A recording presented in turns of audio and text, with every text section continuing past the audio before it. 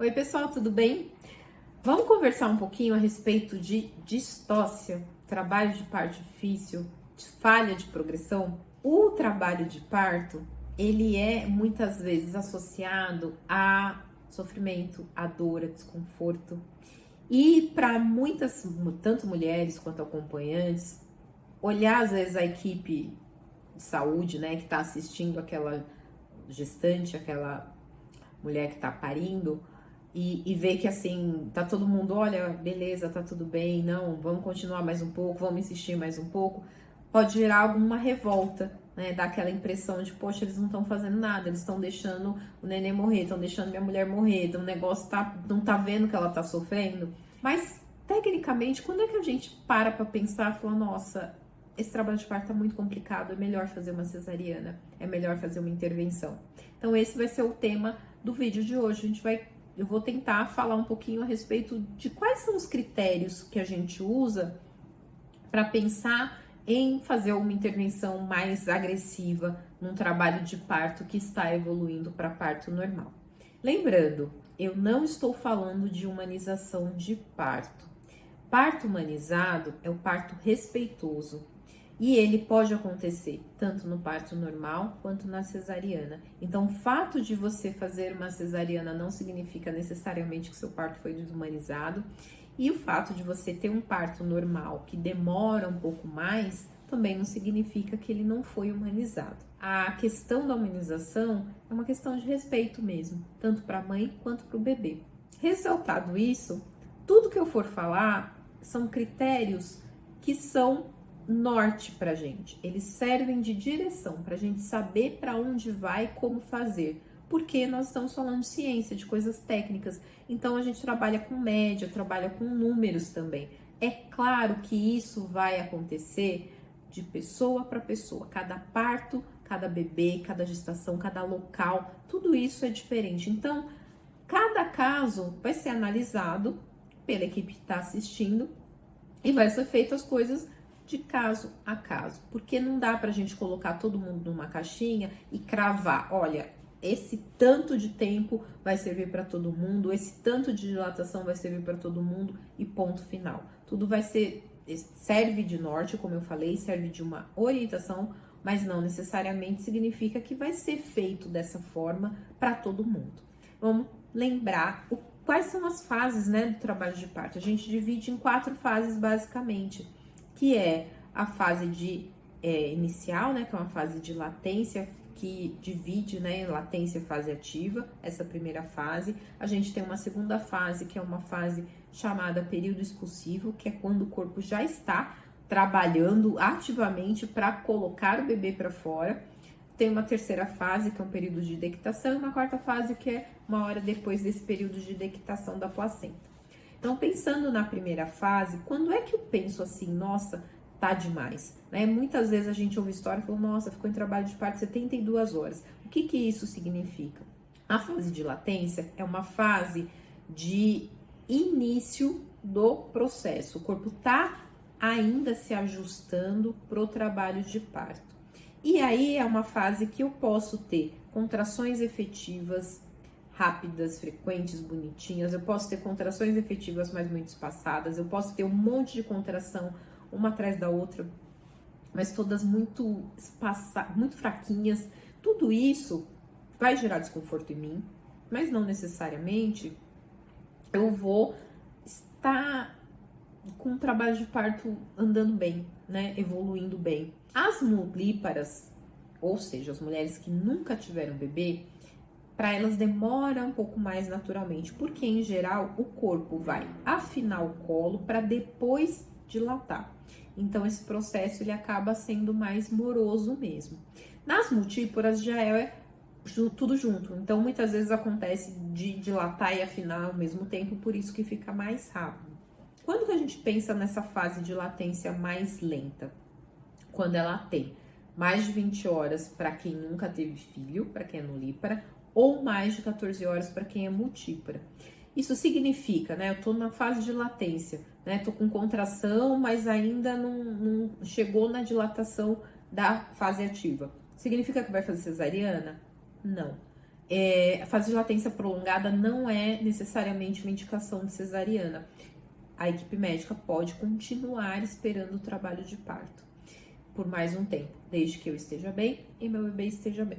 Quando a fase de latência está muito prolongada, a gente pode tomar medidas para fazer com que a coisa ande, né? Então, eu posso pedir para você, tô falando eu, mas, enfim, a pessoa que está te assistindo, pode pedir para você levantar, para você tomar banho, pode ser feita uma amniotomia, que é quando a gente rompe bolsa. Então, são feitas coisas para otimizar. Então, não necessariamente o fato de eu estar há muito tempo sentindo dores ou nessa fase de latência significa que eu vou fazer uma cesariana.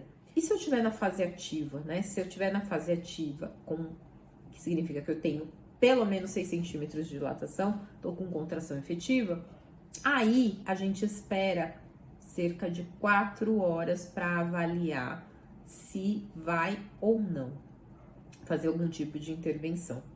Essas 4 horas é um período que a gente usa para ter uma noção se tá progredindo, se não tá. Então, se eu tô com a bolsa rota, com contração, mais de 6 centímetros, a 4 horas não tem mudança na minha dilatação, então, parou no 8, não consegue fazer nada.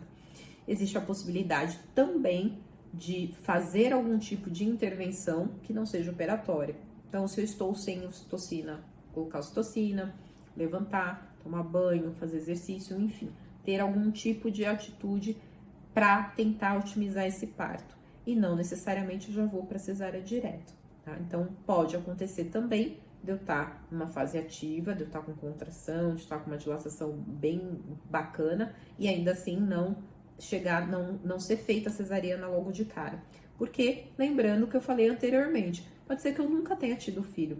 Então, eu tô com esses 8 centímetros, mas antes eu tava com colo grosso, agora eu tô com colo mais fino, né? Porque ele tá afinando primeiro antes de dilatar mais.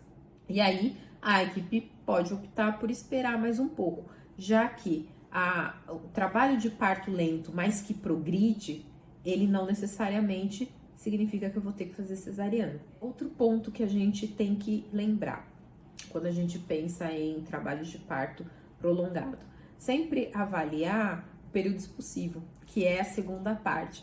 Então, o período expulsivo, que é quando eu já tive dilatação total e estou já naquela fase que o corpo está se esforçando para colocar o neném para fora. Então, tô tendo contração efetiva, tô tendo puxo, que é aquela força mais forte que é automático. A gente não pensa para dar puxo, então eu não preciso calcular e contar. O corpo mesmo, ele mesmo vai fazendo força e a gente vai empurrando aquele nenê sozinho.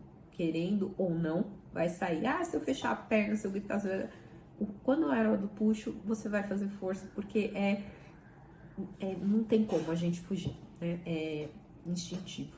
Se eu tô nessa segunda fase, tô com dilatação total e tô fazendo puxo já, tô com contração efetiva, tudo certinho, a gente espera até 3 horas para quem nunca teve filho ou 2 horas para quem já teve. Lembrando que se eu tiver a analgesia, então se eu tive uma anestesia peridural, eu ponho mais 1 hora nesse período. Ou se eu tiver com um bebê com uma apresentação que não tá favorável. Que apresentação que a gente fala que não tá favorável? Então, por exemplo, para o bebê nascer, o ideal é que essa parte aqui de trás esteja colada no pubis, né, no osso da mãe. Então, ele vai nascer com a cabecinha encostadinha aqui no peito e olhando para baixo. Se ela tiver, vamos considerar que a mulher está deitada na cama, em posição ginecológica. Esse nenê vai nascer com a cabecinha assim. Se esse bebê estiver olhando para o lado, né, oblíquo, transverso, se ele estiver olhando para cima, né, olhando para o teto, tudo isso não é que não vai nascer, muitas vezes pode nascer, mas demora mais, né? A pelve feminina, ela é estreita, então acaba demorando mais para esse bebê sair. E aí a gente pode ter mais uma demora nesse período de parto. Tem que fazer cesariana porque ele tá transverso, porque ele tá oblíquo, porque... Não necessariamente. tá evoluindo, ele tá descendo, tá conseguindo se encaixar, porque o bebê também ele vai encaixando e vai encontrando o caminho dele. Se isso estiver acontecendo, não necessariamente eu vou entrar com uma cesariana. Se não tá acontecendo, aí a gente faz a cesariana. E se tiver isso tudo acontecendo, mas o meu nenê não tá legal, aí é feita a cesariana também. Então, o último ponto que eu queria lembrar é a questão do bem-estar fetal. Sempre vai ser avaliado você e o seu bebê. Se o bebê estiver bem, você vai continuar sendo avaliada. Essa avaliação é através do conversa, óbvio, né? No que a equipe pegar, mas também a gente vai fazendo os toques vaginais. Em geral, você tem o costume de fazer o toque a cada 1-2 horas, mais ou menos. Mas pode-se fazer até a cada 4 horas, não há problema. Porque ele é muito desconfortável, né? Então, quem já entrou em trabalho de parto, já teve acompanhamento de trabalho de parto, sabe que fazer toque naquele momento é um negócio muito chato. Então, por ser desconfortável, a gente pode ampliar esse espaço e fazer a cada 4 horas, mais ou menos. O toque não tem comprometimento em relação ao trabalho de parto em si. Importante é que, pelo menos a cada 5 minutos, eu veja como é que está esse bebê. Por quê? Eu posso ver com o sonarzinho mesmo, então a gente ouve o coraçãozinho do bebê a cada 5 minutos, quando ele tá no período expulsivo, se estiver no período expulsivo, ou posso colocar aquele aparelhinho chamado cardiotocografia, que vai medir continuamente, pelo menos um período de 20 minutos, como está acontecendo os batimentos cardíacos do meu bebê. Se ele está bem, não preciso fazer necessariamente um parto operatório. Se não tá bem, se começa a ter desaceleração, né? Então tá batendo tudo, de repente, isso vai chamando minha atenção para que esse bebê ele esteja passando por um período de hipóxia, de falta de oxigênio. E aí é muito perigoso e muito provavelmente você vai ser submetido a uma cesariana. Mas resumindo, o que eu quero dizer? O trabalho de parto lento, demorado, não necessariamente significa fazer cesariana. Então, a gente precisa lembrar que como eu falei antes, né? Cada mãe, cada pessoa é um processo diferente. E muitas vezes esse trabalho de parto mais lento não significa que ele não está evoluindo, ele só está indo mais devagar. E a gente precisa ter paciência com o nosso corpo e respeitar os nossos limites. Cada gestação é de um jeito, cada bebê é de um jeito. E a equipe médica que está te assistindo vai avaliar basicamente esses critérios para ver se é o momento ou não de fazer uma intervenção operatória. Pode ser que a intervenção seja feita, mas não necessariamente a cirurgia. Então, como eu falei antes, pode ser que eu tenha que fazer com bolsa, pode ser que eu tenha que levantar, pode ser que eu tenha que tomar banho, pode ser que eu tenha que sentar na bola, colocar ocitocina, né? Então, são diversas intervenções que podem ser feitas e não necessariamente isso vai resultar em cesariana. Mas uma vez que foi necessária a cesariana, lembrar, assim, isso não significa todo esse processo, né? O esperar, o passar muito tempo, o fazer cesariana no final do trabalho de parto, não significa que foi um parto humanizado, muito pelo contrário, né? Se eu fui muito bem assistida durante esse período, embora tenha entrado em trabalho de parto, tido todos esses sintomas, tudo isso, e no final fazer uma cesariana, não significa que foi um parto desumanizado, não significa que eu fui necessariamente sofri à toa, né? A gente muitas vezes não sabe como é que vai acabar aquilo. Então, o que importa é que eu tenha sido bem assistida. Se você tiver alguma dúvida, quiser comentar alguma coisa, quiser contar sua história, seu parto, vai ser um prazer te ouvir. Pode mandar mensagem. Eu já falei mais do que eu deveria. A gente fica por aqui e até o próximo vídeo.